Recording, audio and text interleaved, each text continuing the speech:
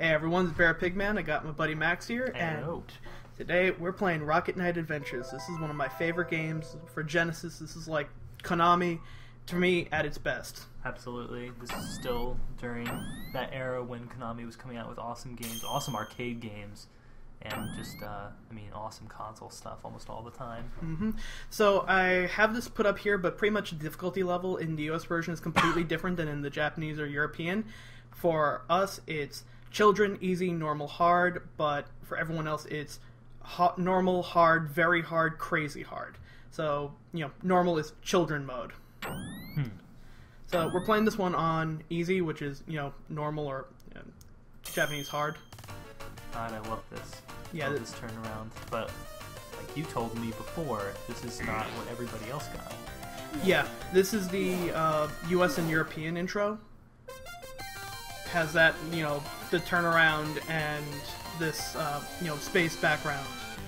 But I managed to place in the Japanese intro, which completely different.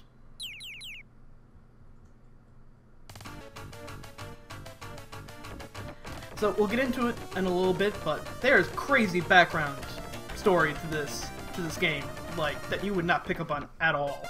Which I kind of like, that they make you want to maybe look for it rather than just sort of embedding it in the game. Like, if a lot of games that would just like force you to listen to the story rather than look it up yourself. Yeah. So first thing I noticed right off the bat, it took me a while to figure it out, but in the background you can actually see the stage 1 boss and stage 4 flying in the background. That's so cool. And that idle animation, I never saw that before until tonight. Yep. This had, after Sonic came out, having idle animation became a really big thing for a lot of games. So you have a lot of different ways to attack in this. As you notice, when you swing, you fire out like a beam with your sword. Or if you charge it, you can use your rocket pack to fly around or do other things. Depending on the direction that you're also pushing on the D-pad, right? Yep, so like for this part I just kind of used the rocket pack to just kind of go past all those enemies. And you might have noticed it when that truck full of pig soldiers came after us, but you have a lot of invulnerability frames if you just keep swinging your sword. Things that should hit you won't. You can actually avoid a lot of attacks that way. Which is kind of needed in this game because you're kind of assaulted quite a bit. A lot of things get way up in your face, and as we'll see later, you actually do a lot more damage when you're up close to an enemy. So yeah, there's a little one-up hidden there. A lot of the stages kind of expand. They want you to use your rocket pack, fly around. So if you don't hold the direction and just charge up, you do that kind of spin attack, which you are completely invincible during. And wow, so you can even use that even if you don't want to hit. You can sort of avoid fire. Yeah, pretty much. So we're at the first mini-boss here, and one great thing about this game is it makes a lot of references to a lot of other Konami titles. And I've spliced in as much footage as I can, but this is pretty much the tank boss, the first mini-boss in Contra 3 Alien Wars. And it has the same kind of tactic to beat it, which is you get behind the tank and you can do the most damage. But a lot of battles have extra parts to their fight. Like here, you kill the tank and then you have to knock it around as it's going wild in the water. So this game was made by Nobuya Nakazato, who worked at Konami, made Alien Wars, made Contra Hardcore, made Shattered Soldier, basically made a lot of games for Konami, and this game has a ton of references to it. I actually played this game before I played either Contra 3 or Hardcore, so when I kind of went and played those games later on, I said, oh my god, this reminds me of that scene in Rocket Knight. And this game has a lot of stuff in it. No two stages are really identical. So as you see, each stage is also kind of broken up into 3 sections. Yes. So we had this, horizontal shmup-like part.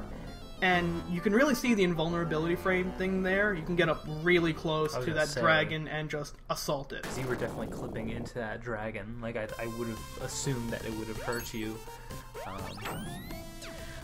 So, yeah, I tried to be cool and fly over the fire and messed up.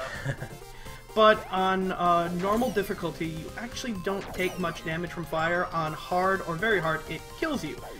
Fire, at midway point of the first stage, is also a thing we see in Contra 3, which I put the clip up in there. The fire effects used in that game are used almost identically in this one. For fire streams, like they just reuse a lot of effects, and a lot of timing for certain enemies are used.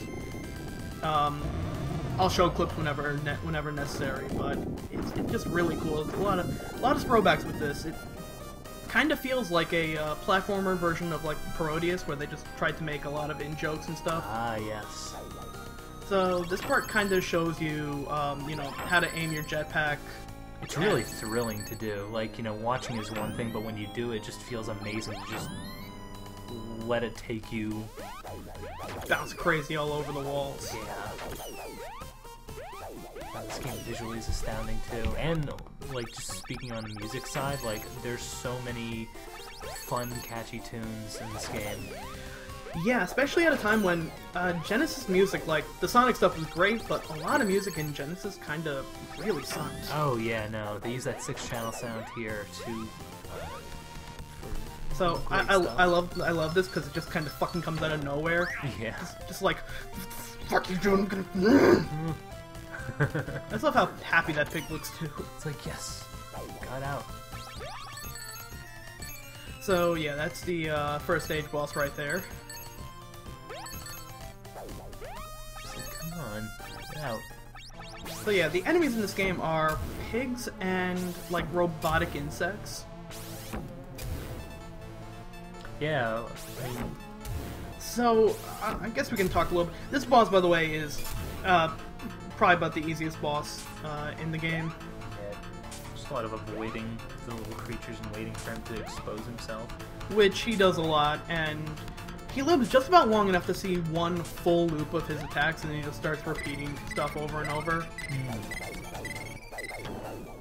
But I really I love the effects, like the tail coming in. And that's a cool psych out there, because you think, oh, look, he's going to actually come out of there, but no, he's screwing with you. He's going to come out of that hole. Nothing in this game really feels unfair. No, and even if you die, you can sort of start to really quickly pick up on patterns, because they're very. The visual tell is very big. It's nothing very slight. It's very like, oh yes, I know that's when they're going to do that thing. Yeah, the game is hard, but it makes you feel like all damage you take is really your fault. Yeah, absolutely. So yeah, fill us in on some of the background, because really they don't tell you much about the story. You just sort of get these... You get these little cutscenes on occasion. Yeah. And I really didn't get most of the story at all until I actually kind of reread the manual. But that dark Rocket Knight there is Axle Gear. So as I said before, there's a crazy amount of background to this game of pigs coming in from space years ago, and a war, the Great King stopping them, and they came out with they sealed away their starship. Before I do that though, I like that this just kicks off right with the mini boss. Yeah. And he always kind of reminds me of this mini boss from Hardcore, which I put the footage in there. Just kind of that spiky arm, and just the way they move. Yes. That's so Konami. Oh, definitely. Also, remember the face of that robot? Yeah, the very smiling grill. Yeah, it'll come back. Ah. I love I don't know, just I love that they make these jetpack or hover scooter pigs. Only time they show up in the game. That's amazing. Yeah, I gotta say, in not even 2 stages, there've already been 4 different varieties of level design, and it's just astounding. It does a lot. It almost feels like Konami just had a grab bag of ideas they wanted to do in other games. Yeah, really. Like this effect with the going into the background. Which is really cool. It's the only time it happens in the game. and they use it for a boss fight. It's like they're using all this stuff sparingly, but because of that, you know, it's just that much more. I don't know. Yep. This mini boss, by the way, I hate him. It's almost impossible to not get hit by him. I try and play this game on hard mode, which you can only get hit once and the game's over, and he always kills me. But if you look carefully, the smile on his face right there... That's the same grill from that robot. Same from the first mini-boss. So you kind of pick up on, in this fight here, why some of the bosses are hard. If you can charge up your jetpack, you can get past a lot of bosses without much difficulty, but if they hit you, you lose whatever charge you have. So after that segment, there's this scene which, you know, just a little bit of underwater movement. Is this the only, like, really heavily underwater section of the game, or are there any other swimming sequences? No, this is really it. Oh man. I love how... I love that. he just looks so terrified. It's because they forgot to color the, they forgot to change the color of his eyes there. Oh, really? So it just kind of looks like he's giving the... Yeah, that's the... that was a good little tactic there. Using rockets, swim down, get past a lot of shit. Yeah, if you kill everything in here, I think you can get enough points to get extra life, but this is a no-death run, so we don't really need to worry about that. How many points is it to get an extra life? I do not remember that offhand. I think it also changes via difficulty. Okay. So, yeah, children's mode in this game is pretty easy. Still took me a while to beat it anyway. Yeah. And I can beat it on standard difficulty pretty well, which for this game it's easy. So yeah, it has a couple of cheap deaths like that, where you have maybe a couple of seconds to react before you have to hit down. The speed at which you're moving on this always stressed me out. Like, it was thrilling, but it was very stressful too. Yep, and I hate that, because some of them will just randomly show up. But yeah, no, they give sometimes very slight clues as to what you have to do. But they also made a sequence like this early on in the game, as opposed to like later on, where, you know, if you die to that, it takes, you know, 12 minutes to get back. So yeah, you have like, you see the exclamation points, and that's about it. Yeah, they're kind enough to slow the cart down for you for these, you know, transfer from cart to cart. Yeah, there's like a little bit of tracking when you jump to cart, but it's still not perfect. You can fall off. Yes. But, so yeah, going back to the sources, they hid the, pig ship because it was too dangerous. They hid the key to it in their family legacy, and then they created Rocket Knights to basically guard the kingdom. And there's a whole thing with Sparkster's mentor having a book of their secrets, Axel Gear essentially killing him, and Sparkster masquerading as a 10 years of wanting revenge on Axel Gear. Weird, crazy shit. Wow, that you only heavy. really... It kind of feels like... Oh, by the way, before we get into that, this boss, when I was trying to look up comparisons, I always tried to figure out who this boss reminded me of. And it wasn't until I rewatched a playthrough of Contra 3 that it's the, one of the bosses, I forget which one, I think it's the arcade boss for Super C. I forget which one. It's one of the final bosses of one of the Contras, but, like, the grill of the train is the weird arm things of that boss, and they got the exact same kind of, like, hump. Oh. So this part here is where you kind of have to use invulnerability frames to your advantage to not get hit. Yeah, because there's so much, and it's you're within such a tight space. Especially when they start shooting out at you. Yeah. For most bosses that do projectile attacks, projectiles themselves don't do much damage, but colliding with the boss itself does a ton. And with those hands, it counts as colliding with the boss. So the final is its final attack pattern, and this attack is pretty much identical to another hardcore attack there. the game kind of wants you to stay back and fire beams at it from far away, but I always find it's much better to get up close and just start hacking away at it. Yeah, take the opportunity to... Because every time you swing that blade, it does multiple attacks and a lot more damage.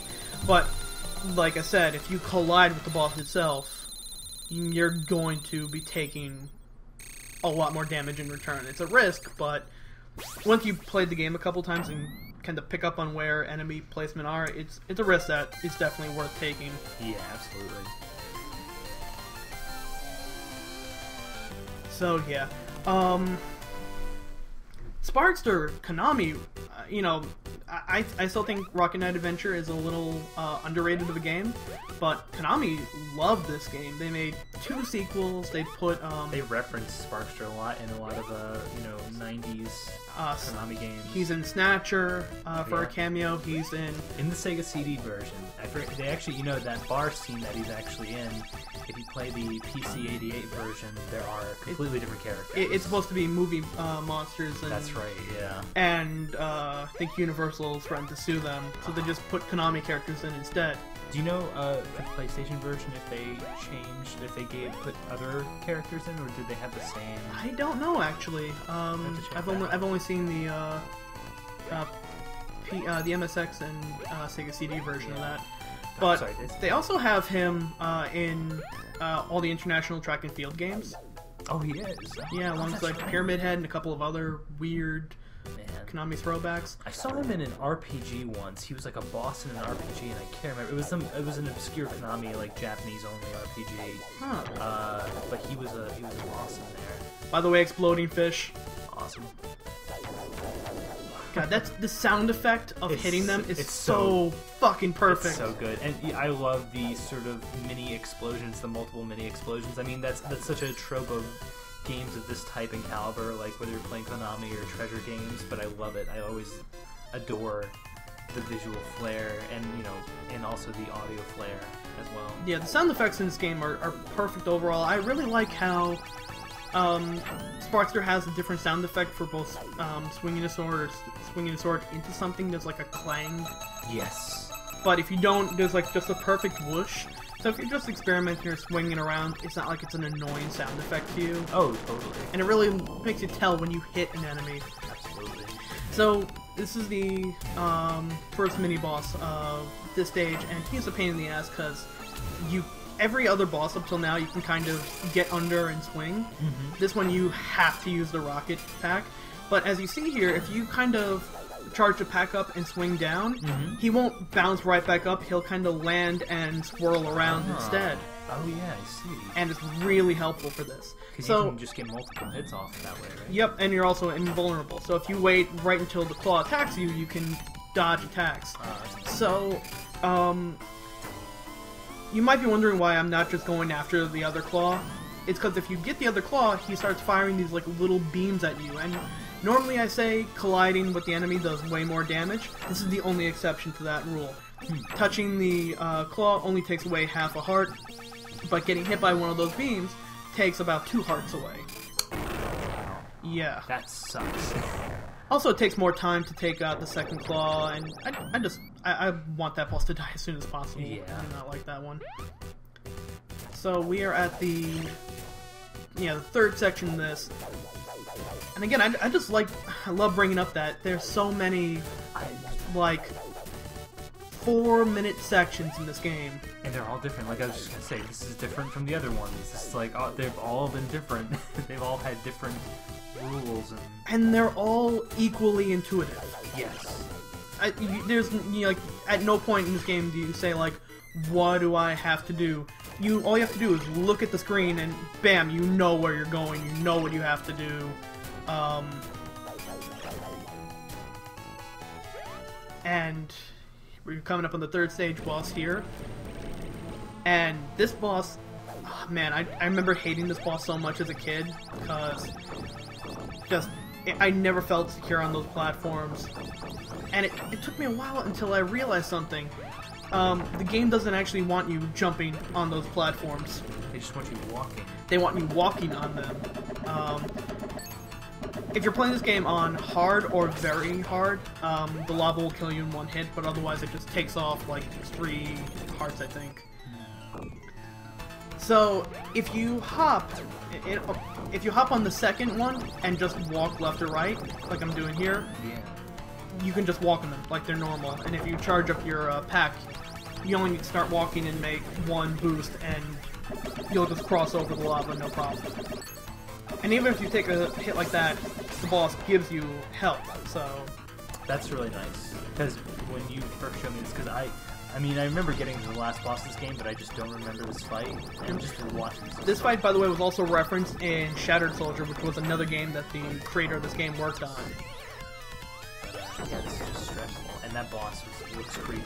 Yeah, really creepy. I really want to play Shattered Soldier. Just to well, see this that. boss is pretty creepy too. If you like look at it, like there's clearly parts of the when it comes out of the water, you can see like parts of it that like the lava has eaten away at. Oh yeah. I mean, they gave a robotic fish an eye and put a pig inside of it. Also, by the way, I love the little effect that Sparkster makes whenever you go left or right and he falls. He makes that little panicked. Oh yes.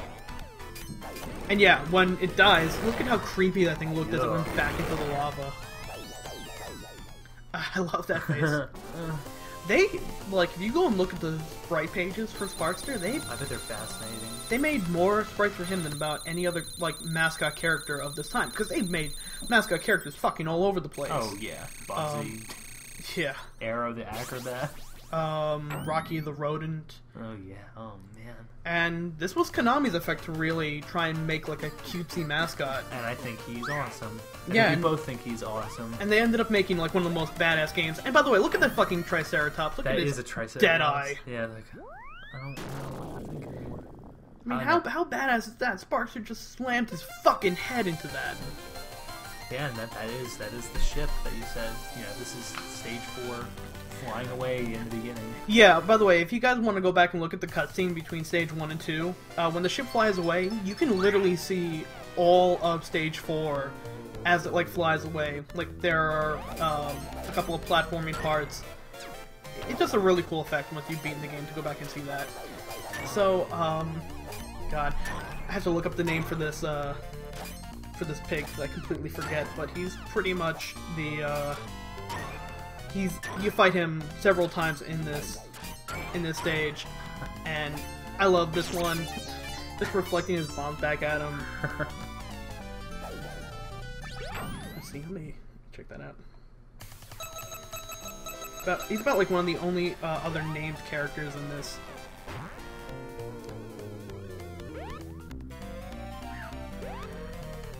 I know it came out after this, but I just remember going through the Flying Battery in Sonic and Knuckles. I was thinking of Flying Battery, actually, when I first saw this level. I was just like, oh yeah.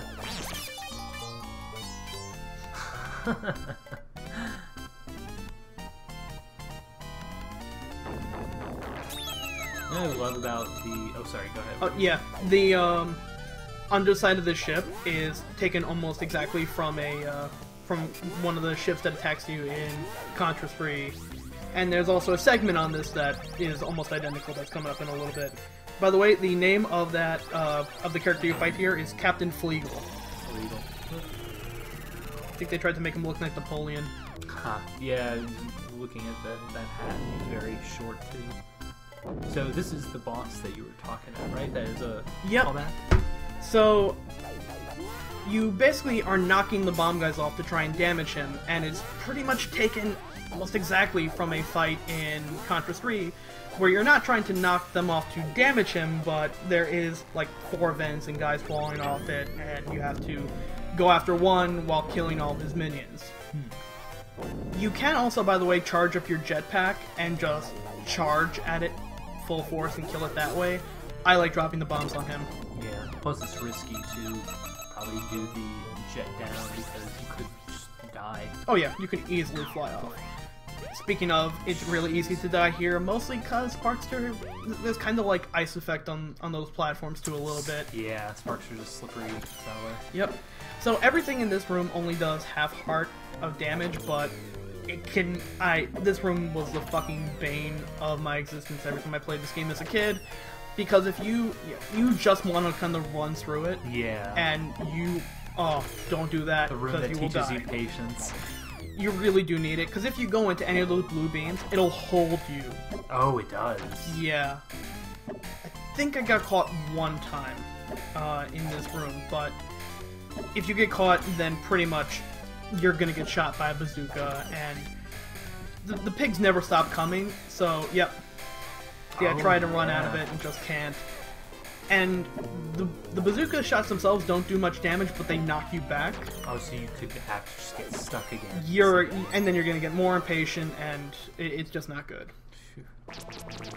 So this is the final boss at this stage, and he always kind of reminded me of the rock golem from Bloodlines, another Konami game for Sega. Is that the only? Is that the only Sega Castlevania? Yep. I knew they were making there was actually one that they were making with the 32X that got canceled. I think they were making one for Dreamcast too that got canceled. That's right, they did. I remember the footage of that. So the only time you can hit him is when he fires out those beams, and if you look real carefully, the shaking is actually imitating Flegel dancing, including when he stops and gets tired. I love that effect. Yeah, like, these animations and these sound effects, like, I feel like you wouldn't get this stylistic choice nowadays. Like, yep. Regardless of whether this was done for a limited. So after you beat him, yeah. Flegel decides to do one last thing, and if he runs into you, he takes out about 2 to 4 hearts. So, you basically always want to be facing him and swinging, because if you face him, you have a full arc around your sword, so and you're not going to... Yeah, you need... This is actually the first fight where I kind of learned about the invulnerability frames myself. Man. But yeah, I agree. You don't get that kind of style anymore. We're also, by the way, going to be breaking here, part 1, watch part 2.